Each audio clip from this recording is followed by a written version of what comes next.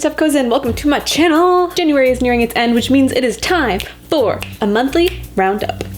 As usual, let's start this powwow by making a cup of tea. And I'm gonna figure out what cup of tea I'm gonna have when I open this new Tea Runners box. So gather around, pour yourself a cup of tea or whatever, I don't judge. And let's open this box. January, January. I feel like Steve from Blue's Clues right now. Here's the mail, it never fails. It makes me wanna wag my tail. When it comes, I wanna wail. Mailed.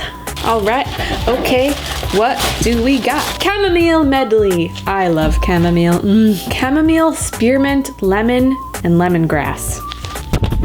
Maghreb mint. North African spicy tea. Green tea, peppermint, ginger, and cardamom. Honey orchid dan kong. Some of these teas have just the funniest names. Orchid, honey, lychee, and mango. Oh, yes. And last, High Mountain Red. I can pronounce that one. Black tea with caramel, honey, sweet potatoes, and malt. Interesting. I'm gonna have this honey orchid dan kong, and I will be right back. It's tea time. It's tea time. Got my tea. Got my tea. All right, guys, I had a lot of coffee this morning. All right, let's start this roundup with movies. I saw 3 movies this month. I reviewed all of them, except, actually, oh no, I didn't review Lady Bird. It's fine, it's cool. I'll just give you a really quick review right here, right now. Let's go. Lady Bird, directed by Greta Gerwig, freaking awesome. Stars Saoirse Ronan. Saoirse.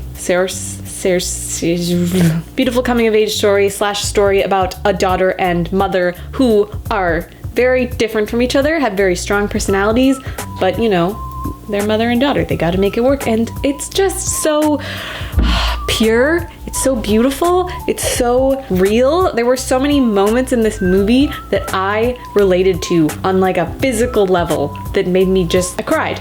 I cried a lot watching this film, but it wasn't like really necessarily sad crying. It was just like emotional. I have felt this and no one has ever put it into words so clearly as this movie has, and that was what I was feeling, and it was a lot of... This movie is just so true and real and pure and wonderful. Lady Bird, watch it. Do it. Please. The other 2 movies I have reviewed, which are I, Tonya, amazing, what? And The Shape of Water, blowing my mind. This was a month of fantastic movies. I reviewed both of these. Feel free to watch my reviews. I will link them in the doobly-doo. But holy shit, man. I, Tonya, so good. I cried, I laughed, I felt all the things you're supposed to feel when you watch a movie. Margot Robbie is so much better than I thought she was, and I already knew she was great, but she just... she is a force to reckon with. And The Shape of Water is just one of the most beautiful, surprising, unique, fantastic films I've ever seen. It's such a refreshing idea and yet also feels very classic. Like I said, I talk about both of these movies in my reviews if you want to hear more, but damn, so good, so good. Shows, TV shows. I love TV shows. I watch them all the time. I am a binge watcher. What can I say? It's a problem that I have to deal with. It's fine. Number 1, Black Mirror. I keep talking about this every month because I'm still watching it. Nothing really new to say there. I still haven't watched season 4 because I suck a lot. I'm not even done with season 3. I think it's because this is one of those shows that you can't really binge watch. Like you can, and I've definitely done it, but when you're done binge watching this show, it's a lot. It's very heavy, and you just kind of walk out of it feeling a little bit lost and empty and sad. So that's kind of why I've taken a break from the Black Mirror. Show number 2, Riverdale. Season 2 just came back from their half mid-season break thing. Honestly, not sure how I feel about it. What the fuck, Betty? Just gonna say that. She's being weird, she's being a weirdo. A lot of things she's doing and going against her character. It doesn't really make any sense to me, and I'm just not really feeling it, not really with it. Also, her brother has appeared. He's a thing. He's a guy in the show. His plot with Betty is getting very frighteningly weird. I'm just gonna throw it out there.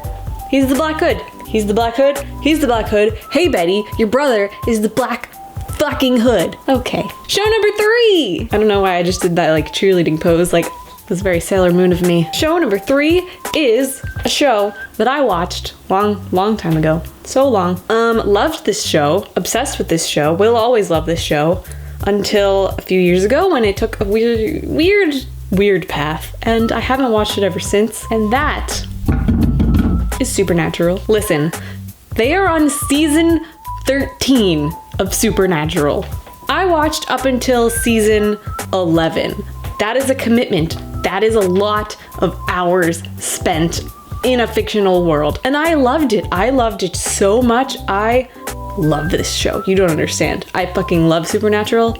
It's brilliant. It's amazing. It's so good. It's hilarious. It has amazing lore and the characters are brilliant. The dialogue is wonderful. The soundtrack is lit. Literally everything about this show is fantastic, except that now it's terrible. And that happens, I guess. And you know, I feel like when you have a show running for 13 years, you kind of just run out of ideas. And you know, I get it. It's fine. This show should have ended at season 5. It just, it is what it is. But it didn't. And here we are. I just wanted to give it another chance. And so far, I've lost all hope, but I'm gonna just see it through to the end because honestly, I feel like I'm just in too deep. I've committed so much of my life to watching this show that I just have to know what happens next. I just have to know. No matter how stupid it is. I don't want to talk about it. I don't want to talk about it. I can go on for so long about just the rage that I have for this stupid show. Okay, let's move on. Books! I'm still reading the Mistborn series. I've been kind of slow lately. Like, I'm not really proud of how slow I am. But yeah, I'm almost done with the second book, Well of Ascension. It's so great. I love it so much. I'm super into it. I just am slow because I have so many things to do all the time. And I'm also writing a book. And so now, like, the time I would usually spend reading, I instead spend writing, which I guess is good. But I just miss reading. I want to read more. I did read another book in the middle of reading Mistborn because, like, I like to read multiple books at once, which is probably why I'm so slow, because I, like, read something else and then I come back and I forget half of what happened. So I have to reread. It's a whole thing. But sometimes Mistborn is a little much for me and I want something light and airy. And so I took a break from that and I read Secrets for the Mad by Dodie. Dodie is a YouTuber who I love. I followed her basically since she started on YouTube. And it's kind of just like a bunch of stories and thoughts from her and herself and her life. And it's just really interesting to read. And it's a lot of stuff about like mental illness and life lessons and just like random stuff that I really related to. And I thought it was a really inspiring, enlightening, invigorating light read. I recommend it to literally anyone who is a human. And the last book, haven't actually started it yet, but I'm very excited about it. So I feel like I should talk about it anyways. City of Bones. This is a book that I am really ashamed that I've never read it, ever. Never even touched it. But it is a series that has been around for like quite a while. When was this even published? 2007? That was a long time ago. That was over 10 years ago. Wow, 2007 was over 10 years ago. That is a lot. But this is a series by Cassandra Clare. It's called The Mortal Instruments, and it's actually part of this like huge, wow, she wrote a lot of books. Here's all the books on the back that are in this series. It's a lot. Now I have to read all of them. It's a bit intimidating, but I can do it. But honestly, I don't even know what this book is about. I got nothing. I know it is a young adult fantasy series, which is everything I love. And everyone I know who likes young adult fantasy says this is their favorite book of all time. So like, I don't know. I felt like I needed to read it because I don't feel like I'm really part of the YA community if I don't read this book. I haven't started it yet. I'm gonna wait until I'm done with Mistborn, so that'll probably be in like 10 years, and then I'll read it. Music! I discovered a new band this month that I am really into. They are called A Lot Like Birds. They have an album that I'm really into called Divisi? It's like division without the O-N. And I am very super into it. It's great. It's like a nice balance of like heavy, hard alternative rock and like mystical, airy, however you would describe this is what it sounds like. and I'm just loving it. And I've also been listening to a lot of old Green Day this month. I don't know. Honestly, it's because Billie Joe Armstrong, the lead singer of Green Day, just came out with this eyeliner that I'm wearing on my face. Honestly, probably the only time in my entire life that a celebrity endorsed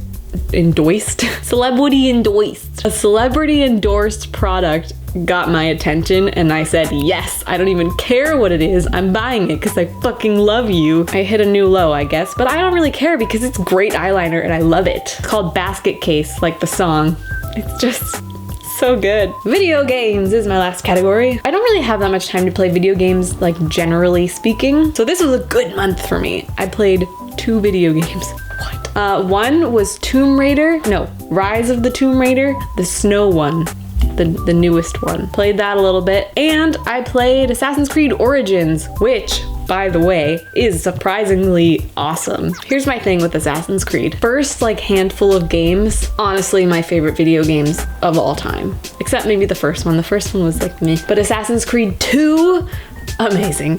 3, amazing. Everything, so good. This is kind of an unpopular opinion for some reason, but I really liked all the games with Desmond Miles. Later in the series, he dies and his story is like not relevant anymore, and now they're just in like the assassin world mostly. But I really liked that time with Desmond Miles. All those games, I thought they were so good and just will always be the best Assassin's Creed games. And since then, none of the games have really like excited me. I think I just really like the story. I'm very much like, obviously the gameplay has to be great, but in a video game, I care more about the story than the gameplay. I don't know, that's probably weird because you play the game to play the game, but I like to be emotionally inspired and excited. I don't know, okay? Whatever. That's just my opinion. This game is probably one of the best games since those ones ended. Set in Egypt, which is awesome. It's about the origins of the assassins, which is awesome. I love a good origin story. The story is just really great. I love all the characters. I love everything about it. I am so into it. I can't stop playing it. It's a problem, but it's fine, because I love it. But that's it for my January roundup. Thank you guys so much for watching this video. Be sure to smash that like button, hit that little bell icon to get notifications every time I post a video. Subscribe if you haven't subscribed already. What else can I have you do? Comment? Leave a comment? Only if you want to. You don't have to. I don't care. You do whatever you want to do. Thank you so much for watching this video. I'll see you next time. Bye!